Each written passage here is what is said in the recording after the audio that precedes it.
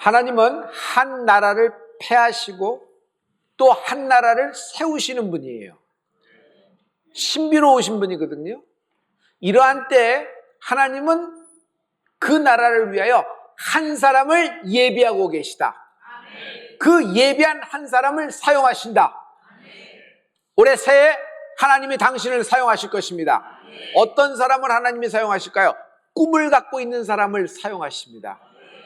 여러분, 문제 때문에 힘들다고 생각하죠? 인생이. 아니에요. 문제 때문에 인생이 힘든 게 아니라 원리를 몰라 힘든 겁니다. 성경은 인생의 원리입니다. 성경의 흐름을 얘기해 보죠. 성경의 흐름은 온통 기적의 역사예요. 그 말씀으로 모든 말씀이 실상전환되잖아요. 여러분, 일상의 자연적인 흐름이 성경적인 흐름일까요? 아니면 초자연적인 흐름이 성경적인 흐름인가요?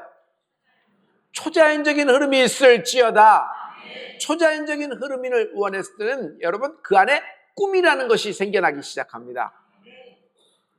잠언 29장 18절에 보면 꿈이 없는 백성은 망한다 그랬어요. 이 말을 제가 다른 말로 해볼게요. 꿈이 죽은 백성도 망한다. 꿈이 있었지만 꿈이 죽었어요. 모든 나라와 모든 인생의 흥망성쇠는요, 꿈이 있느냐 없느냐에 달려있는 것이에요. 또 꿈이 살았느냐 죽었느냐에 달려있는 거예요. 여러분, 꿈을 갖고 있지만 꿈을 못 이루는 사람들은 그 꿈이 그 안에서 죽은 거예요.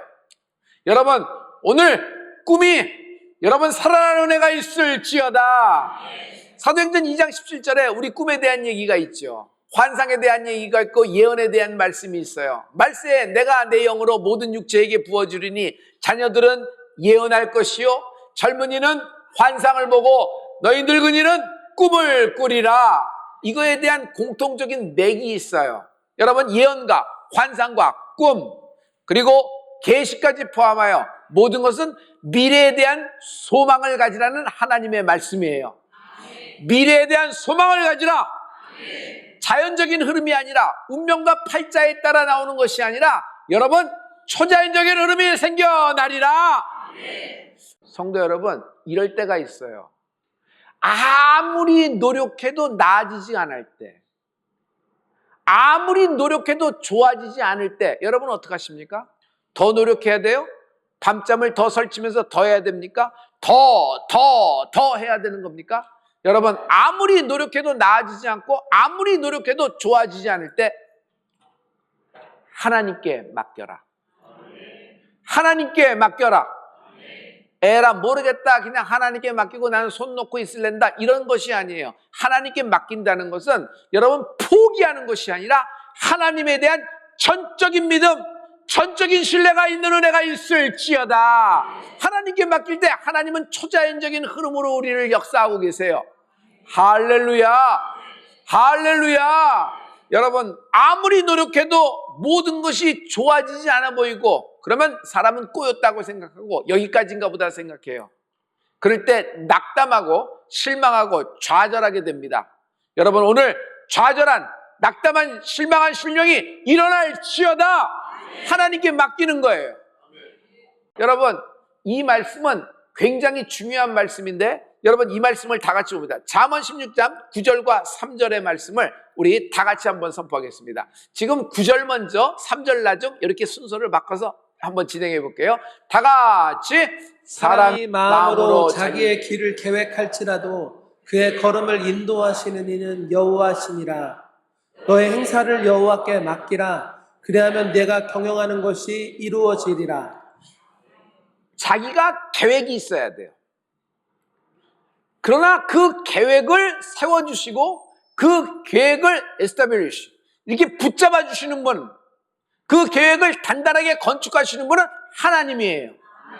여러분, 계획이 없어 사업이 망합니까? 계획이 없어 그 사람이 인생이 힘들어지는 거예요? 다 계획이 있어요. 단단하고 딱 있어요. 그러나 그 모든 것이 타이밍이 맞고 사람과의 만남이 맞아야 되고 여러분 모든 것이 시절이 맞아져야 돼요.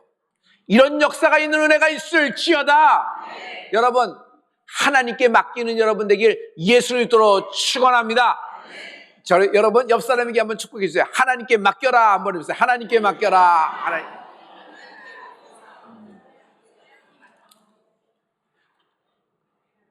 38년 동안 나아지지가 않네. 하루도 나아지지가 않, 12년 동안 나아지는 것이 없어요. 이것저것 다 해봤는데. 아니, 어떻게 가족으로부터 이렇게 팽을 당하고 살해당할 위협까지 들어가면서, 위협이 아니라 살해 시도가 있었죠. 무려 13년 동안 요셉의 삶을 보세요. 나아졌어요? 아무리 노력해도 나아지기는커녕 나빠집니다. 아주 밑창까지 내려갔어요. 배신과 잊혀진 인생이 됩니다. 우리 식으로 얘기하면 사망신고됐어요. 아버지 야곱에게는 죽은 줄 알았잖아요. 모세, 여러분 잊혀진 존재가 됐어요. 모세는 좋아지는 날이 하루도 없었어요. 40년 동안 똑같은 삶, 죽은 삶이에요. 그냥 숨만 달랑 붙어있는 그런 삶이었어요. 좋아진 것이 하나도 없어요.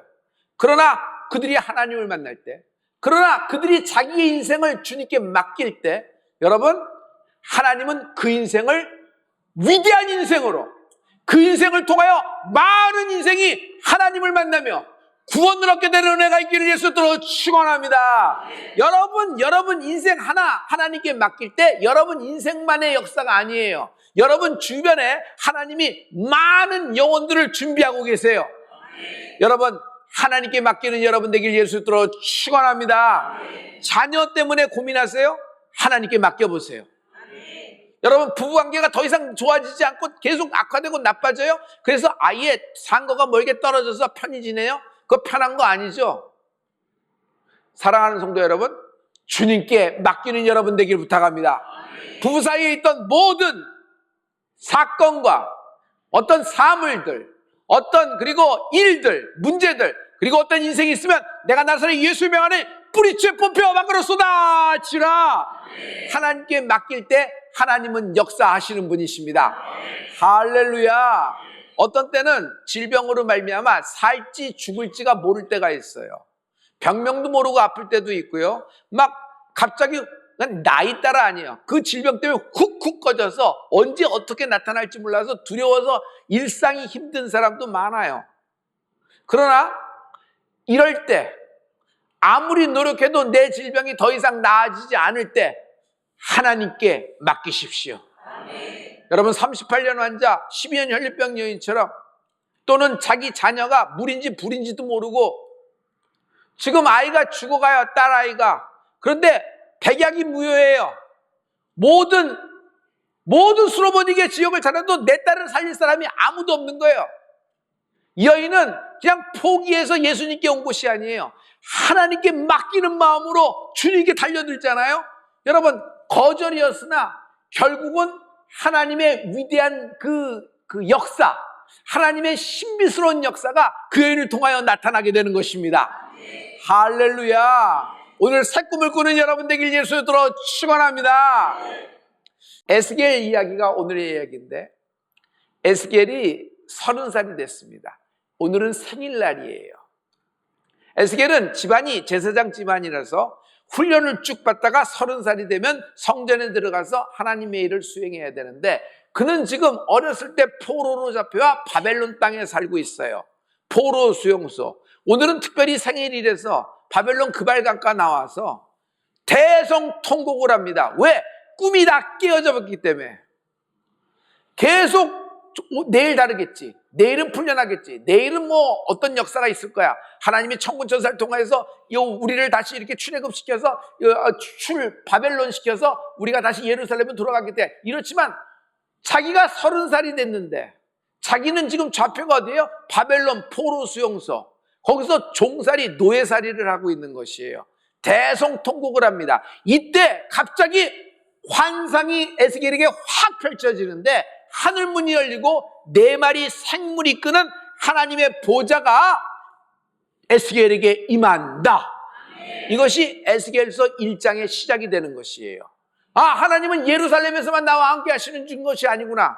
하나님은 바벨론 땅에서도 나와 함께 하시는구나. 여러분 이런 환상을 보면 어떻게 돼요? 뜨거워져요. 그리고 체험이 있으니까 나누고 싶어져요. 간증이 되겠죠.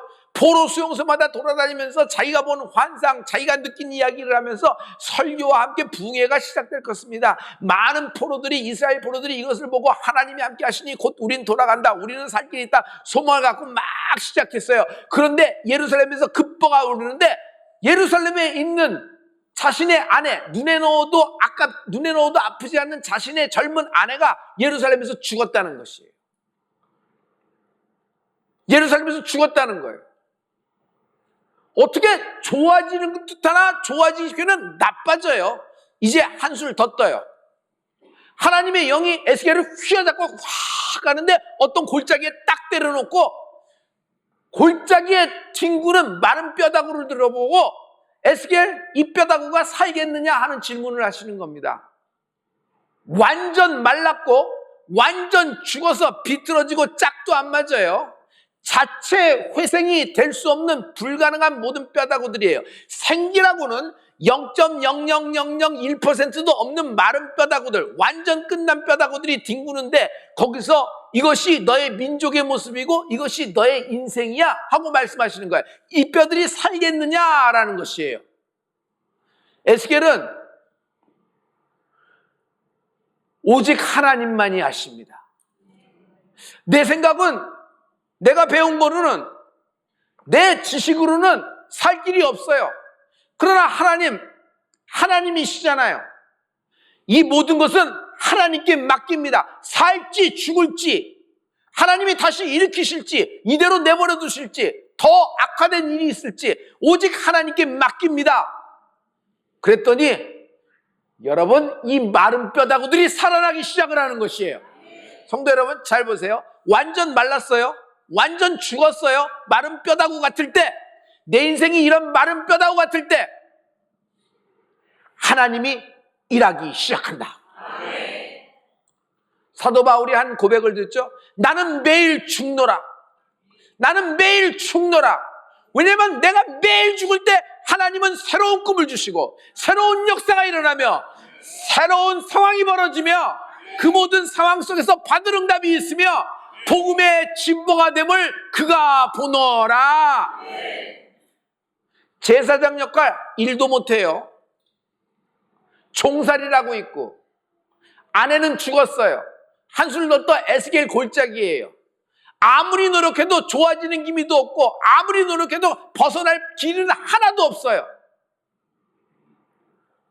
성도 여러분, 이런 상황을 혹시 맞았다면 이 말씀을 기억하세요. 내가 망해야 합니다. 내가 망해야 합니다. 저는 여러분의 하시는 사업이 망하라고 하지 않았어요.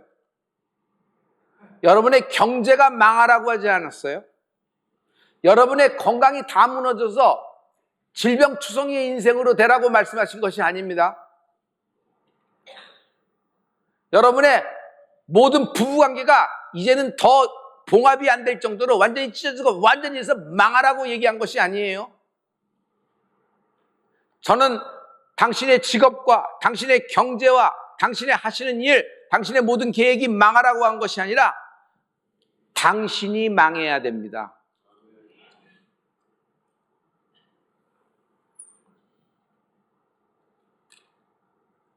하나님 앞에 높아진 나의 고집, 나의 철학, 내가 여태까지 알고 있었던 모든 신앙 지식, 그런데 하나님이 모세를 사용하실 때 보세요.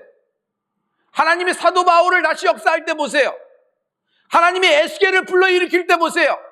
하나님이 요셉을 일으킬 때 보세요. 다니엘을 쓰실 때 보세요. 에스더를 사용하실 때 보세요.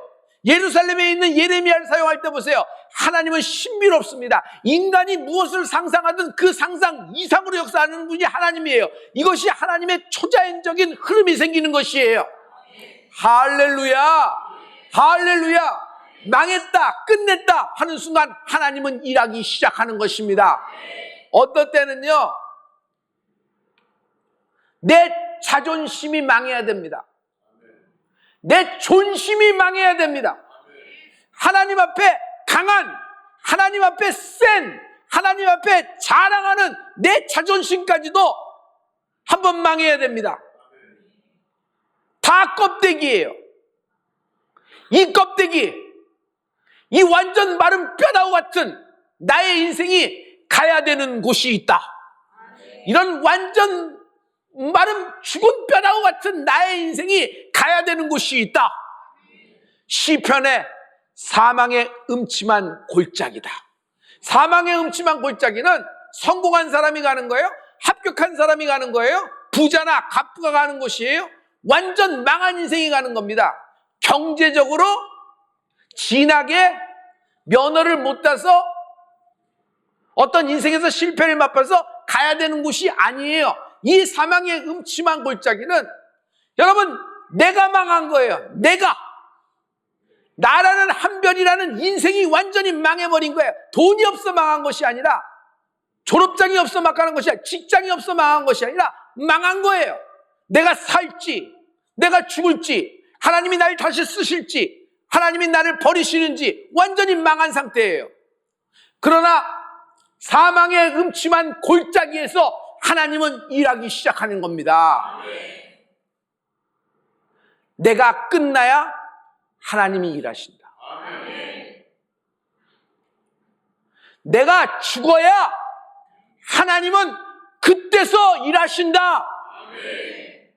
내가 0.00001%라도 살아있으면 내가 죽지 않고 내 힘으로 바둥바둥거리는 한 여러분 하나님은 움직이지 않으십니다.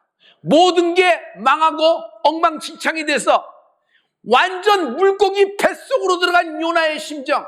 요나는요, 요나에 잡혀 인생이 망한 겁니다.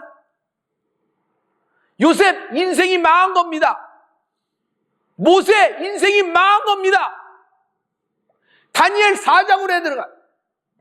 그냥 여러분 이 모든 장면을 보세요. 38년 환자, 12년 혈류병, 수로버니기 여인, 이 마른 뼈다구 같은 인생들이 살 수 있어요? 못 삽니다. 인생이 망한 겁니다. 아무리 모든 것을 다 갖추고 구비되어 있고 개 타고 장착을 했다 그래도 딸애가 이렇게 되는데, 아들이 이렇게 되는데 이 아버지와 어머니가 어떻게 되겠어요? 완전 망한 겁니다. 그래서 여러분 put your hands up, handle of your life. 내가 내 인생의 핸들에서 손 떼야 될 때예요.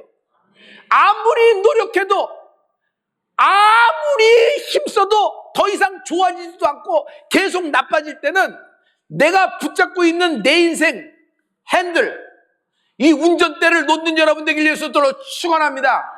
저는 이 문장을 굉장히 좋아해요. Put your hands up, handle of your life. 내가 내 운전대를 내가 운전을 한 하나님 끌고 내가 가는 거예요. 하나님 붙잡고 가는 것이 아니라 하나님을 끌고 가는 거예요. 내가 하고 싶은데 완전 질주하고.